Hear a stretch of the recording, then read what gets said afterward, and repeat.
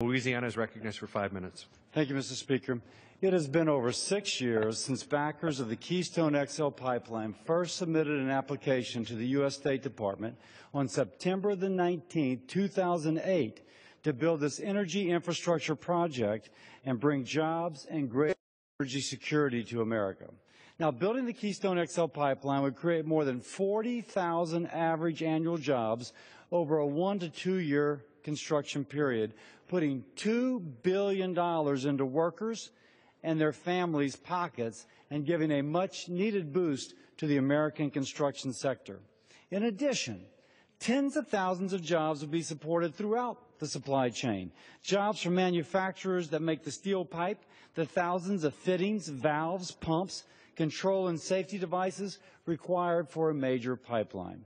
In addition to my home state of Louisiana, manufacturers in Georgia, West Virginia, throughout the country would benefit from the construction of this infrastructure project. Now, economists have found that the pipeline would create 20,000 manufacturing jobs, an additional 118,000 spin-off jobs, including jobs within the U.S. refinery and petrochemical facilities. This would employ and improve the jobs for Americans who right now are struggling. Refiners in Louisiana and along the Gulf Coast would benefit from a reliable supply of heavy crude transported through the Keystone XL pipeline.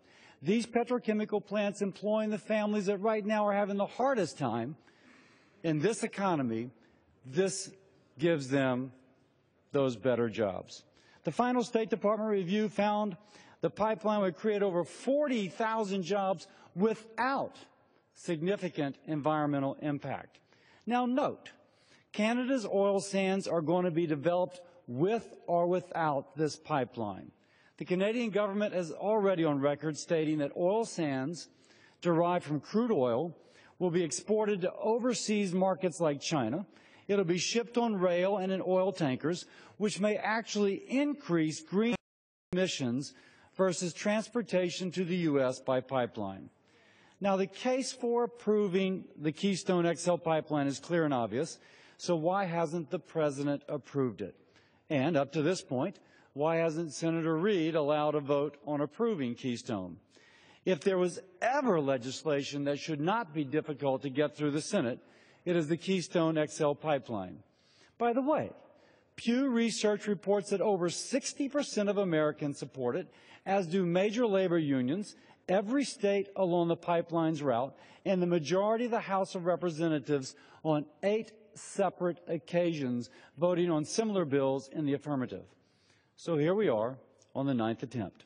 It has been 539 days, about a year and a half since the House first sent a Keystone approval bill to the Senate in this Congress. That legislation could have been considered, amended, passed, or completely replaced, yet the bills collected dust on Senator Reid's desk. The bill considered today that I introduced is the language asked for by the Senate. So we are going to make it as easy as possible for the Senate to finally get a bill to the President's desk that approves this long overdue Keystone XL pipeline. Thanks to the Transportation and Infrastructure Committee, the Energy and Commerce Committee, the Natural Resources Committee, the Rules Committee, and House leadership for working with me to clear a path for this expedited consideration. Upon passage of this bill in the House, it'll go to the Senate for approval, then to the President, where I hope he signs H.R. 5682 into law. I want to thank Chairmans Upton, Whitfield, Schuster, Sessions, and Hastings for this work on this important legislation.